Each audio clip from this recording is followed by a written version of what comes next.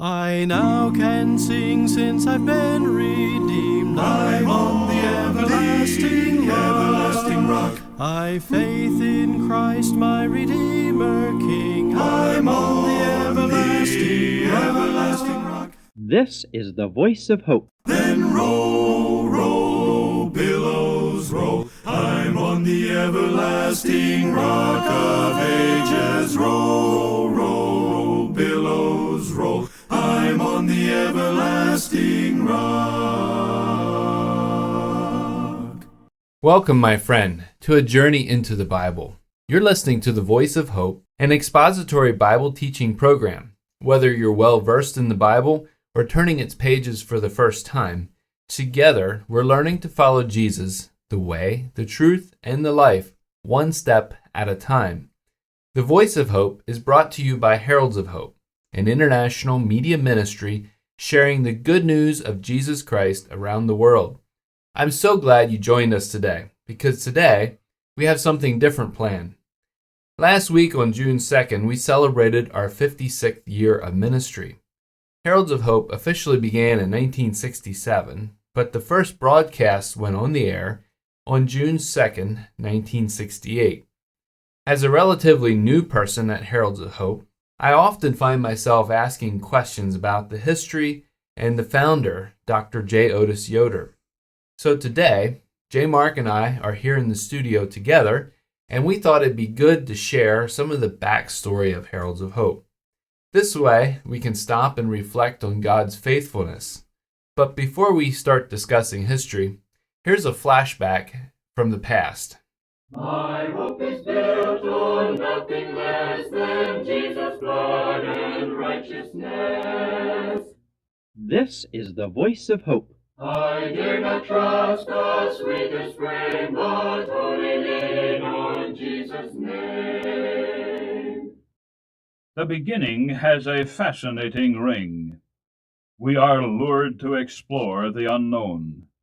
When there is a measurable quantity, to find the beginning is rather simple.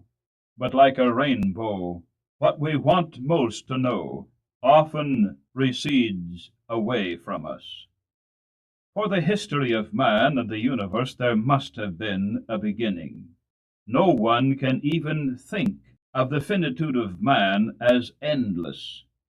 But one lifespan after another has taken us farther and farther away from the beginning, until it is lost in the gray, hoary haze of the past. Men have searched in vain. They have speculated, but the beginning has evaded every researcher. I've met a lot of longtime listeners who remember the founder, Dr. J. Otis Yoder, and love to tell me stories about him.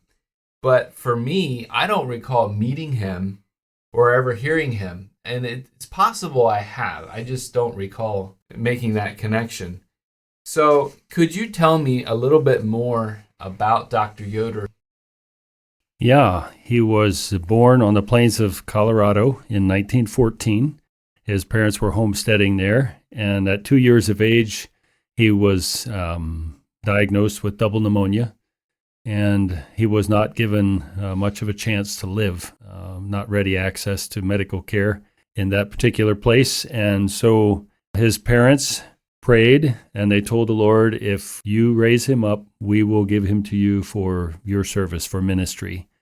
And then his mother made a mustard plaster and put that on his chest, and God healed him. God raised him up. And they followed through. God answered their prayers, and they kept their commitment. Homesteading in Colorado did not prosper, and so they moved to Michigan, and J. Otis would have grown up in the Mennonite community in Midland, Michigan, home of Dow Chemical Company, by the way. And so at age 11, he gave his heart to the Lord Jesus. And then a couple years after that, his father died. And that was pretty traumatic, as you can imagine, for a young boy. That caused him to become the man of the house, and he felt that responsibility keenly, took it seriously, and that interrupted his education. And then later in 1938, in that same community, he was ordained to the ministry at the Midland Mennonite Church He would have been 24 years old at the time. Okay. And doing a little bit of reading along the way, it sounded like when his father died, it was a bit of a tragic accident, like something had happened. I have this recollection that it was something with a hay wagon that flipped over on him. That's an interesting detail. I try and explore that a little bit. Yeah. So the death of his father interrupted his education. So he would have actually gone to Harrisonburg in Virginia to Eastern Mennonite High School to finish his high school and take some Bible courses there as well. Everybody who knew him knew that he had a hunger for learning, and because that education was interrupted, like I said, he finished it later in life. He was older, and then after he was ordained, so he finished his high school and some Bible courses, came back to Michigan, and then after he was ordained, that's when he pursued further Bible training, earning his doctorate in theology and New Testament languages. And he was on the faculty then of Eastern Mennonite College and Seminary for 21 years. Okay, so he had a doctorate in theology. What was his master's in? Wow. You got me on that one. Okay. Sorry, I just thought I just about know that question. his one thesis was New Testament synonyms in the Septuagint. Oh, wow. That's a little more in-depth study than I usually do on a regular basis. So what was his vision there in the early years of Heralds of Hope? Like, where did the vision come from? Yeah, well, as he was teaching there at Eastern Mennonite College and Seminary, he had a close-up view of the future. He was training, of course, the future leaders of the Mennonite Church, primarily at that time. And he had some really serious concerns about the inroads of modernist philosophy on the church and the church institutions, especially educational institutions. And one of the evidences in his mind of that modernist thought coming into EMC was the rejection of a literal six-day creation. And so I'm not sure how deep in the theological weeds you want to go with this, but basically modernism denied the belief in the inspiration of Scripture. Higher criticism came in about that time, and then also situational ethics were part of the philosophy. Of course, whenever something like that happens, there's a reaction, and the reaction to modernism was fundamentalism. And fundamentalist was back then and still is used as a pejorative term. You call somebody a fundamentalist or a fundy, that's supposed to be, that's somewhat negative. derogatory. Yeah, right.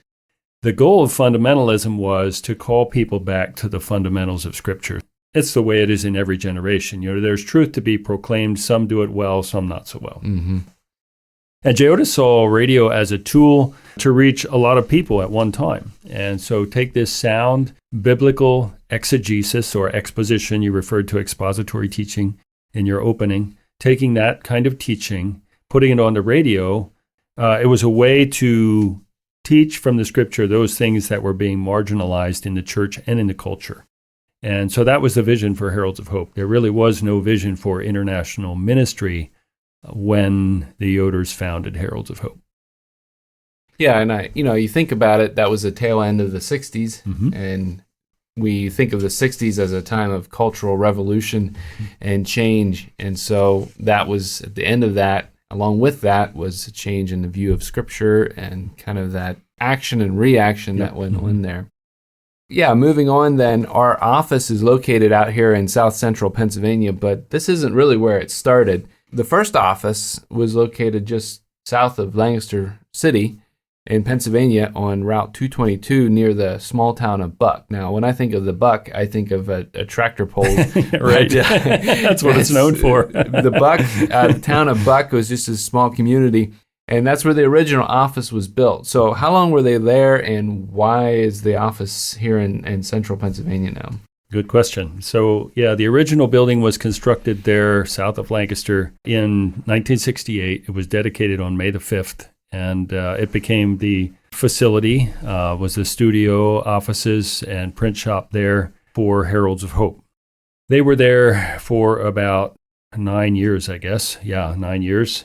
And the move to our present location, where we are here in Fulton County, is due to several things. There was some internal conflict in the ministry.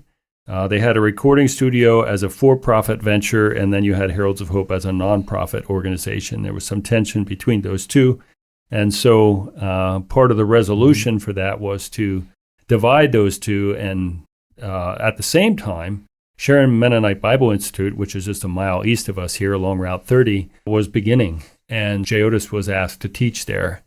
And so him teaching there, it just seemed like a logical thing to move everything over here so he would be close to the teaching venue. And I actually had him for a teacher for a homiletics class in 1979 when I was a student there in those early years. And it was really formative in teaching me how to develop an outline and to present your thoughts in a coherent and logical way. Oh, interesting. Yeah. Yeah, along the way, I've read some of the old minutes and some of the old presidential reports, president's reports, I guess he called them. And there was a couple of projects that caught my attention. There was a number of printing projects, and you mentioned there was a print shop there. And one of the things that I found interesting was he called himself Uncle Jay and had a children's hour where he read a children's book on the air. And so he did a number of those through the time. Was it an hour program or was it a half hour? The children's hour? No, it was only 10 minutes. Oh, it was only 10 minutes. Yeah, okay. And it was public service material. They didn't pay. Stations would run it as a service to their listeners. And yeah, it was classic children's literature, stuff that was old, like then already. Yeah. Like Heidi and Hans Brinker and some of those things. Yeah, sure. So those were some of the things that he did alongside of it as well. But there were some printing projects. Glenn Sell, one of the early board members, who incidentally, I think it's his voice that introduces the Voice of Hope. That's still right. Use it. Maybe someday we'll have to change that. Soon. He did a small column that he wrote for a couple local newspapers, and he called it the Hopogram. And that name caught my attention. As like telegrams are kind of a thing of the past, but here's a Hopogram. Somewhere during these years, they also did a little Bible study booklet called the Hope Herald. And so we printed that up until here just recently. We finally left that lapse. Another aspect of Dr. Yoder's work was to take folks on a tour of Israel. And I found that interesting.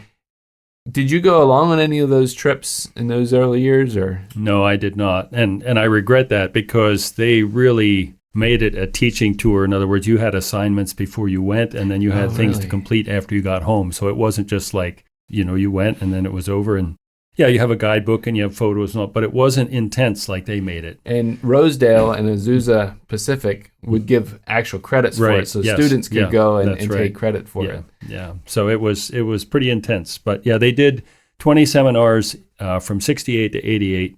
They went 20 times. There was kind of a change in the late 70s with the organization when Heralds of Hope began broadcasting internationally.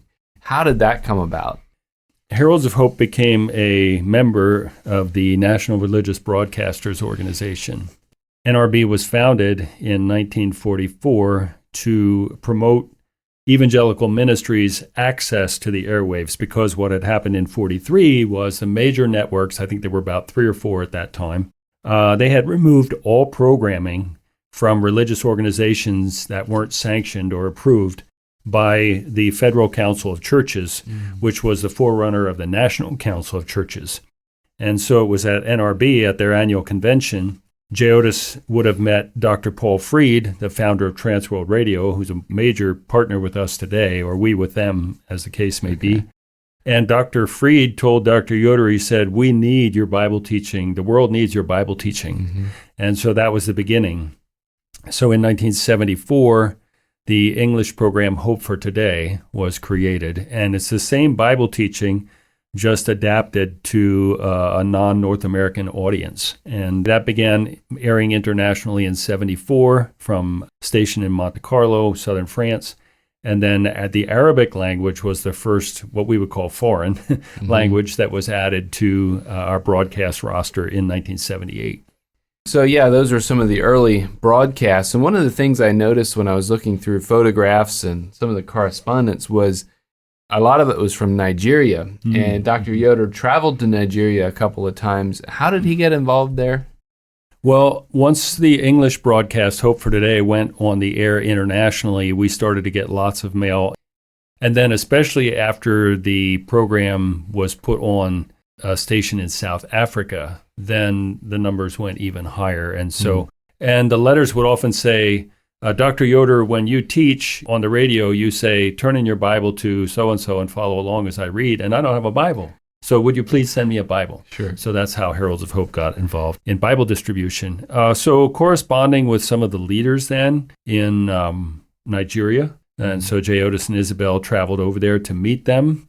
One of the things they did while they were there was they set up something called Hope for Today fellowships in some of the major cities of Nigeria. And those were groups of local pastors who were there to help with the distribution of our teaching materials. So through the years, there was a number of people that worked here at the office and assisted Dr. Yoder and Isabel. When did you come on board? I joined the staff in July of 1994. I had actually served on the board. I think I started in 1985, serving on the board. So I was not unfamiliar with the ministry. But in 94, we were living, Joyce and I and our family were living in the city of Reading. We were active in our local church, and I was employed in a local cabinet shop, which was kind of my dream job. And we got this call to come to Heralds of Hope and talk about the future. And it was kind of out of the blue. Interesting. So what was your role then when you came to Heralds of Hope? I came to fill the role of administrative assistant. Jerry Roth was the man who had filled that role before me. For 14 years, faithfully, as a good brother in the Lord, went on to pastor one of the local churches here.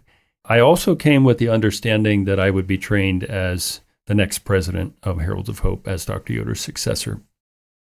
So when J. Otis began Heralds of Hope, I figured out already that he wasn't a young man anymore, but he was able to continue to do it for 30 plus years.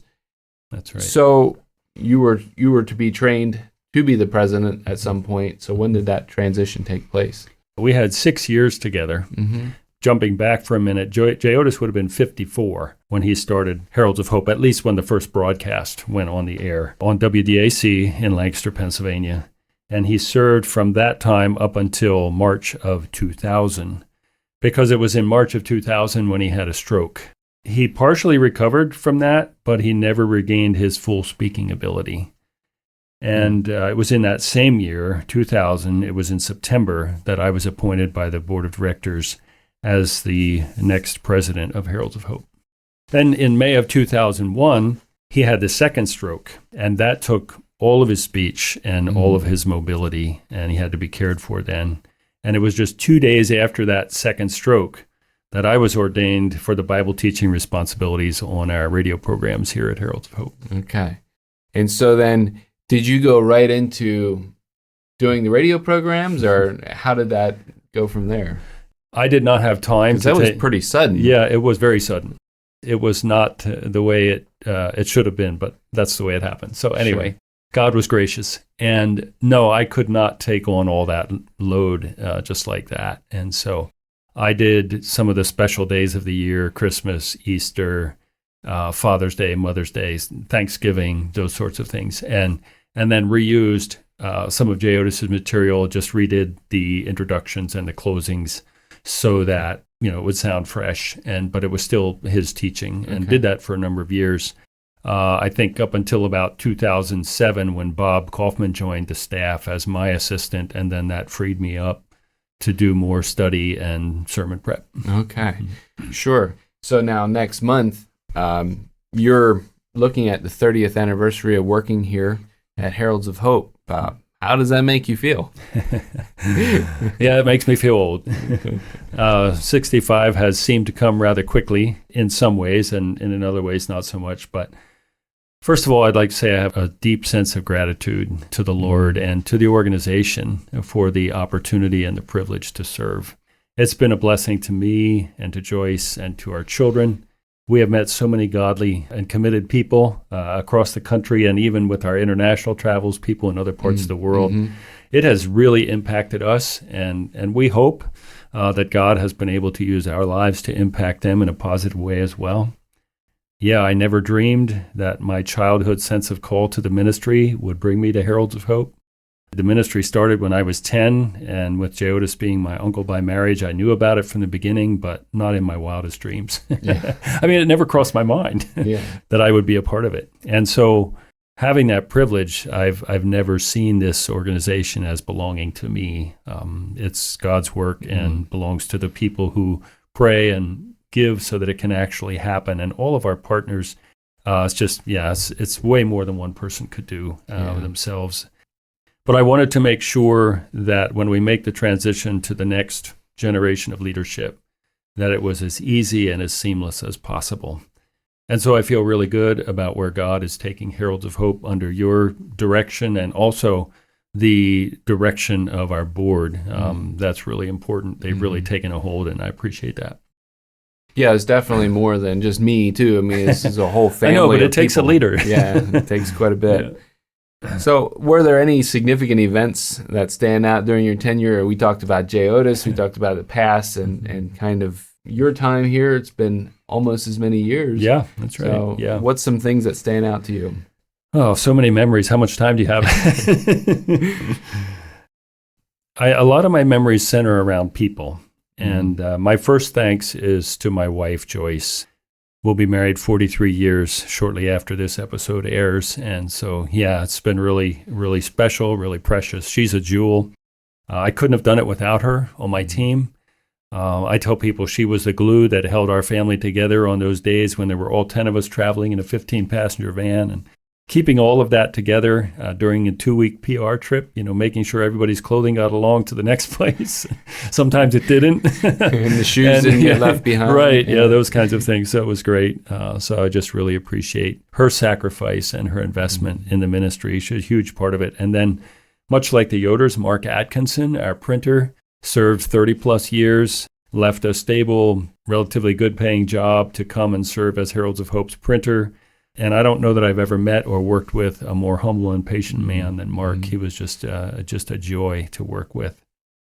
And we had some really good secretaries through the years from the local community here, Rose and Ellie and Barbara and Audrey, Donna.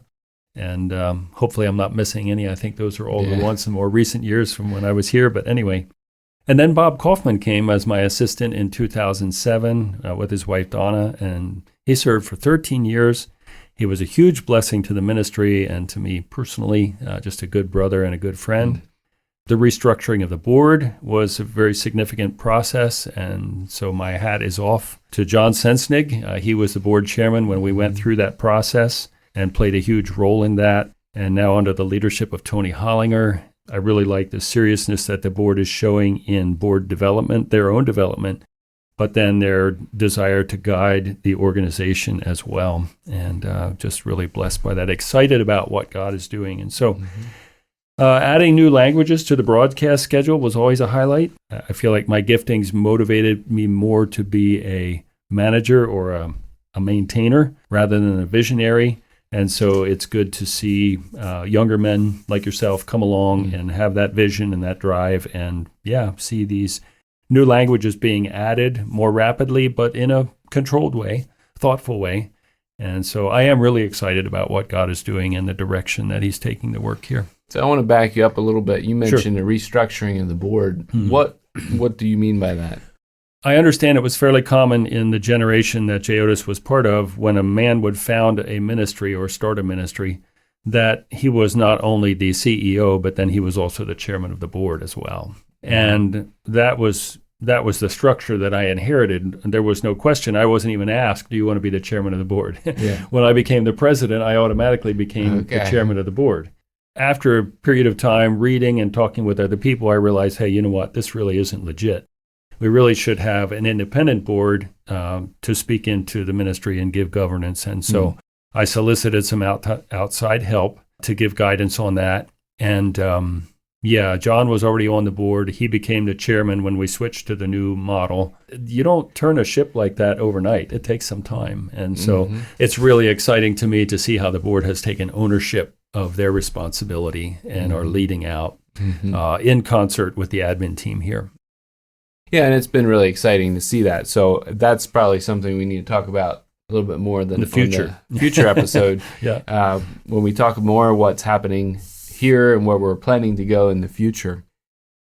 You're becoming accustomed, I hope, to hearing the voice of Tony High on the introductions and closing of the Voice of Hope each week. And Father's Day is the weekend of June 16th. And for that episode, Tony and I will reverse roles. I'll do the announcing, and he will do the Bible teaching. The format will be a little different. I think more dialogue, question and answer sort of thing, but he'll be doing the preparation from the scripture because Heralds of Hope is about exposition, so you're going to get scriptural teaching. Maybe just a little different, but Tony will do that. And then after that, we plan to air another conversation on the organization's future, followed by a dialogue on some of the questions we received from Mother's Day and Father's Day episodes. And so I hope you can join us for the next several programs. We look forward to having you with us. If this episode triggered any memories of Dr. Yoder, we'd love to hear from you. Perhaps you have some stories that neither of us have ever heard. Or if you have any other thoughts or comments, please contact us. Our email address is hope@heraldsofhope.org. Again, that's hope@heraldsofhope.org. I invite you to connect with us on our various social media platforms by searching for Heralds of Hope. If you would like to listen to this program again, please visit our website, www.heraldsofhope.org, and look for the title, A History Lesson. To contact the Voice of Hope or to submit a gift, you can call us at 866-960-0292 or send it by mail to the Voice of Hope, 6183 Lincoln Highway, Harrisonville, Pennsylvania, 17228. Now, some of you may notice that is a different address.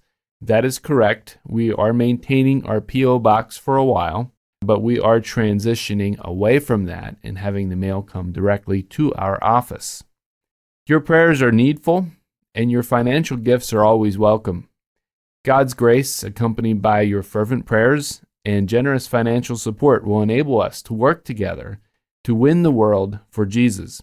Be sure to join us the next time for the Voice of Hope as I and J. Mark bring you a special Father's Day message. Praise to the